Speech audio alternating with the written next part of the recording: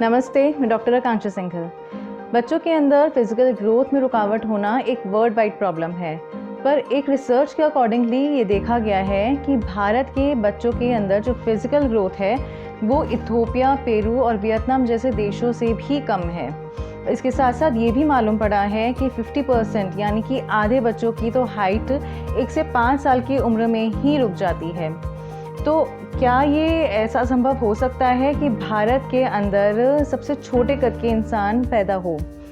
तो अगर आपको भी लगता है कि आपके बच्चों की जो हाइट है वो उसकी उम्र के हिसाब से कम है, तो इस वीडियो में हम ये जानेंगे कि इस कंडीशन में हम क्या कर सकते हैं और किन बातों का ध्यान रख सकते हैं। पर आगे बढ़ने से पहले इस चैनल को सब्सक्राइब करना ना भूलें ताकि ऐसे ही ढेर सारी वीडियो आपके पास आ सके। और हाँ, सबसे पहले नोटिफिकेशन पाने के लिए इस बेल आइकन को दबाना ना भूलें। पहले 2 साल बच्चों की हाइट सबसे ज़्यादा इंक्रीज़ होती है।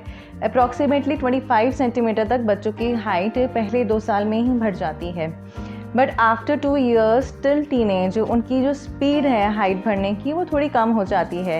ये देखा गया है कि फीमेल्स में अप्रॉक्सीमेटली 8 to 10 सेंटीमीटर तक हाइट इंक्रीज़ होती है और मेल्स में अप्रॉक्सीमेटली 10 to 12 सेंटीमीटर तक हाइट इंक्रीज़ होती है पर ईयर। बट अगर आपके बच्चे की हाइट इतनी नहीं इंक्रीज़ हो रही है तो कम से कम अप्रॉक्सीमेटली 5 सेंटीमीटर तक पर ईयर उनकी हाइट इंक्रीज़ होनी चाहिए। इतना भी अगर वो हाइट इंक्रीज़ नहीं कर पा रहे हैं तो इस केस में आपको डॉक्टर की कंसल्टेशन की बहुत ज़रूरत है।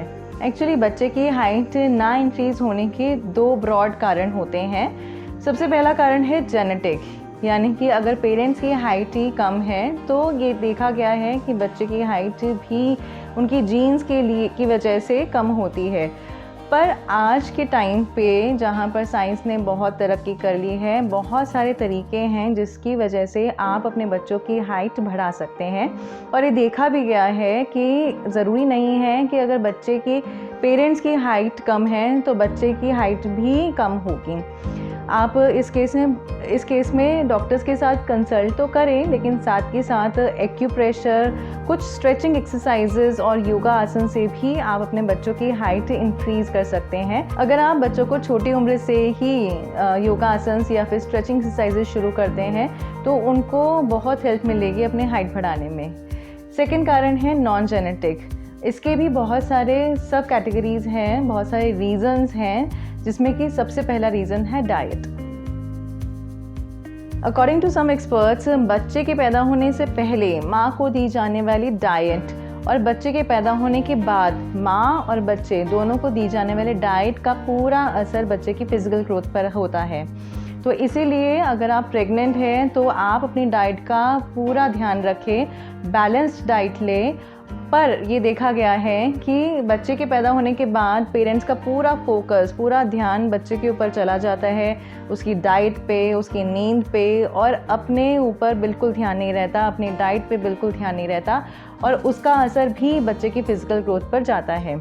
इसीलिए आप अपना भी ध्यान रखें, बच्चे के डाइट के साथ साथ अपनी डाइट का भी ध्यान रखें।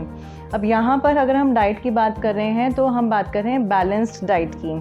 हम पेरेंट्स सोचते हैं कि कैल्शियम या प्रोटीन्स लेना बहुत ज़रूरी है। हाँ, है ये चीज़ें भी ज़रूरी, पर इसके साथ साथ बहुत सारे अदर न्यूट्रिएंट्स भी हैं जो कि बच्चों की फ़िज़िकल ग्रोथ में हेल्प करता है, जैसे कि vitamins, minerals, carbohydrates, fats, fibres. ये भी कैल्शियम और प्रोटीन्स के साथ साथ न्यूट्रिएंट्स हैं जो कि बच्चों के लिए और माँ के लिए, दोनों के लिए बहुत ज़रूरी होता है।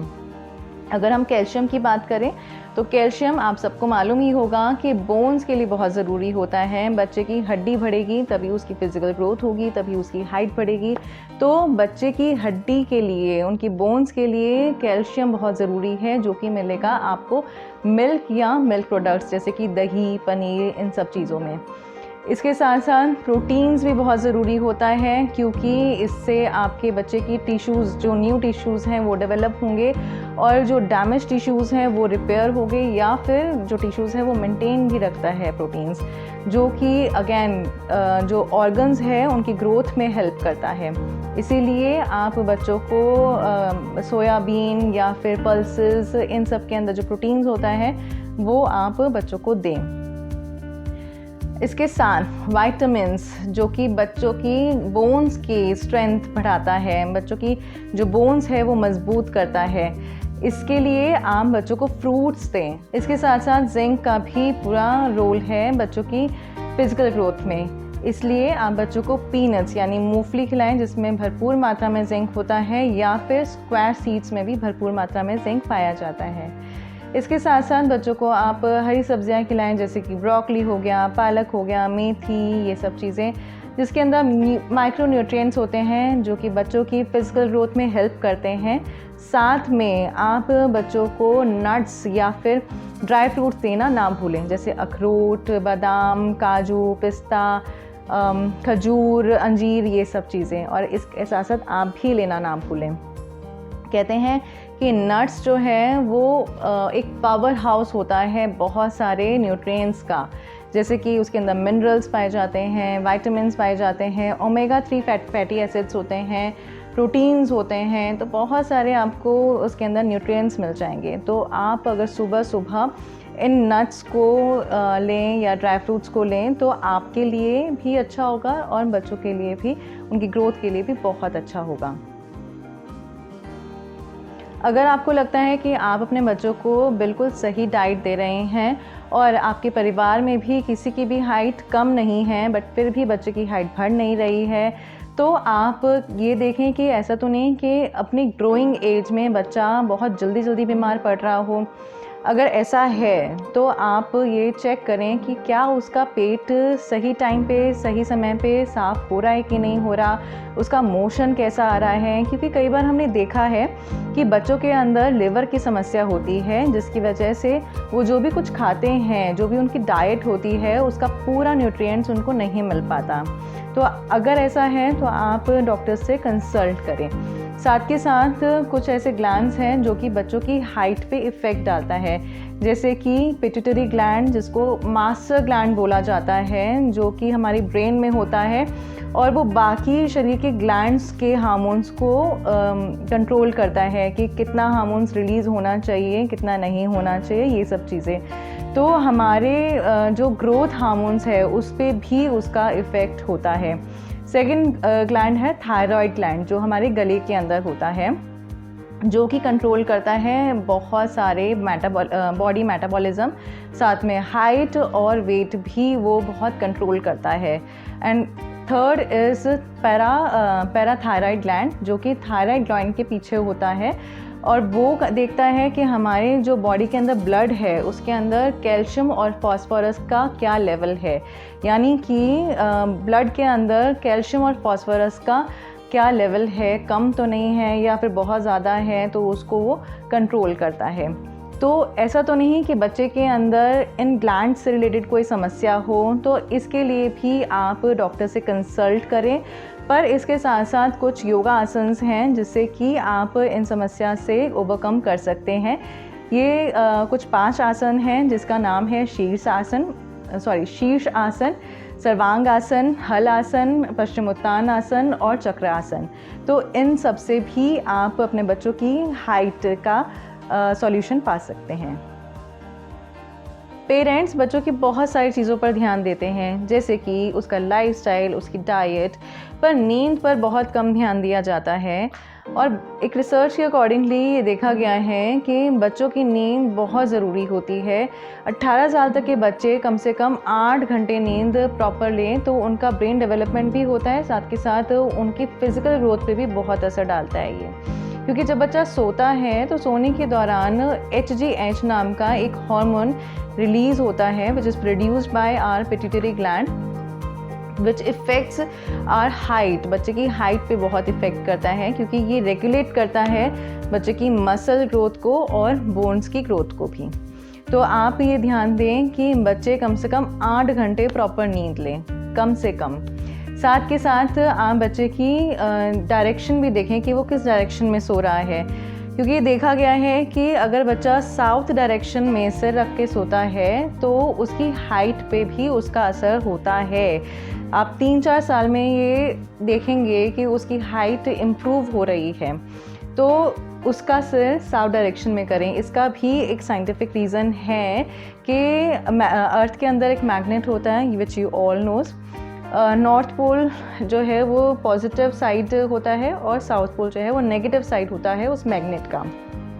इसी तरह से हमारी बॉडी के अंदर भी मैग्नेट होता है। हमारा जो हेड है वो पॉजिटिव साइड होता है मैग्नेट का और हमारे जो पैर हैं वो नेगेटिव साइड होते हैं मैग्नेट के। तो आपको अगर मालूम हो तो दो मैग्नेट अगर आप साथ में रखेंगे, दोनों मैग्नेट का पॉजिटिव साइड और पॉजिटिव साइड आप पास लेकर आएंगे तो वो रिपेल करेगा, मतलब कि वो आप एक दूसरे से दूर भागेगा। बट यहीं पर अगर एक मैग्नेट का पॉजिटिव साइड और दूसरे मैग्नेट का नेगेटिव साइड आप पास लेकर आएंगे तो वो अट्रैक्ट करेगा आपस में। तो ऐसे ही अर्थ का साउथ पोल और हमारा नॉर्थ पोल अगर हम इस तरह से सोएंगे, यानी कि साउथ पोल में हम सर रख के सोएंगे तो हमारी बॉडी पे उसका असर होगा। वो हमारे ब्लड को भी रेगुलेट करेगा, हमारे ब्लड प्रेशर पे भी इफ़ेक्ट डालेगा, साथ के साथ हमारे हाइट पे भी उसका पूरा इफ़ेक्ट होगा। तो इन छोटी छोटी बातों का आप ध्यान रखें। बच्चे की नींद के साथ साथ हमें ये भी ध्यान देना होगा कि बच्चा आउटडोर एक्टिविटीज़ कर रहा है कि नहीं कर रहा, क्योंकि आज के टाइम पे जब बच्चों के हाथ में फ़ोन होते हैं, मोबाइल होते हैं या वीडियो गेम्स में उनका पूरा ध्यान होता है, या फिर कई बार होता है कि बाहर बच्चे ना खेलते हुए वो प्रेफर करते हैं कि आज तो हम घर में ही खेलेंगे, या पेरेंट्स के साथ वो इंडोर गेम्स खेलना शुरू कर देते हैं। तो आप ये इंश्योर करें कि बच्चा आउटडोर एक्टिविटीज़ भी कर रहा है। अब आउटडोर एक्टिविटीज़ में बहुत सारी एक्टिविटीज़ आती हैं, जैसे कि आउटडोर स्पोर्ट्स हो गए, जैसे कि वॉलीबॉल, बास्केटबॉल, बैडमिंटन। ये सारे स्पोर्ट्स जो हैं बच्चे की हाइट बढ़ाने में हेल्प करता है। साथ में साइकिलिंग हो गई, स्विमिंग हो गई, स्किपिंग हो गई यानी रस्सा कूदना। तो ये सारी एक्टिविटीज़ आउटडोर एक्टिविटीज़ होती हैं जो कि बच्चे की हाइट पे पूरा असर डालती है। इसके साथ साथ स्ट्रेचिंग एक्सरसाइज तो होती ही है, पर कुछ योगा आसन्स भी हैं जो बच्चों की हाइट पे पूरा असर डालते हैं। कुछ योगा आसन्स तो मैंने आपको पहले बताए ही थे, जिसकी वजह से उनके ग्लैंड्स पे भी असर आता है, उनकी ग्लैंड्स ठीक होते हैं, इम्प्रूव होते हैं। पर हाइट बढ़ाने के लिए भी कुछ योगा आसन्स हैं, जैसे कि वृक्षासन, ताड़ आसन या फिर धनुरासन। तो इस तरह से कुछ आसन्स हैं जो कि आप बच्चों को कराएं छोटी उम्र से ही, ताकि उनकी हाइट बहुत जल्दी बहुत आसानी से इंक्रीज़ हो सके। इसके साथ साथ आप उनके बैठने के पोज़ को या चलने के पोज़ पर भी ध्यान दें। आप ये ध्यान रखें कि जब बच्चा बैठ रहा है तो वो झुक के तो नहीं बैठता इस तरह से, या फिर अगर वो चल रहा है तो वो कुछ बच्चे होते हैं जो झुक के चलते हैं, जिसका पूरा असर उनकी रीढ़ की हड्डी यानी बैकबोन पर आता है। अगर बैकबोन पर असर आएगा, अगर बच्चा झुक के बैठेगा इस तरह से, तो उसकी हाइट पे भी असर आएगा। तो अगर बच्चा सीधा बैठेगा, उसकी जो बैकबोन होगी वो सीधी होगी, तो उसकी हाइट पे भी उसका प्रभाव होगा। तो इन सब छोटी छोटी चीज़ों का आप ध्यान दें। इसके अलावा अगर आपको फिज़िकल ग्रोथ से रिलेटेड कोई भी डाउट है तो आप अपने चाइल्ड स्पेशलिस्ट के पास ज़रूर जाएं, क्योंकि आज अगर आप लापरवाही कर देते हैं तो हो सकता है इन फ्यूचर बच्चे की पूरी लाइफ इससे इफ़ेक्ट हो। तो इंश्योर करें कि आप बच्चे के ब्रेन डेवलपमेंट के साथ साथ उनकी फ़िज़िकल डेवलपमेंट पे ध्यान दे रहे हैं। अगर आपको ये वीडियो पसंद आया तो इस वीडियो को लाइक करें, कमेंट करके बताएं कि वीडियो कितना हेल्पफुल रहा आपके लिए। अगर कोई और फीडबैक है तो वो भी आप कमेंट करके बताएं। इस वीडियो को अपने फ्रेंड्स या फैमिली के साथ शेयर करें, ताकि हो सकता है कि ये वीडियो उनके काम आ जाए।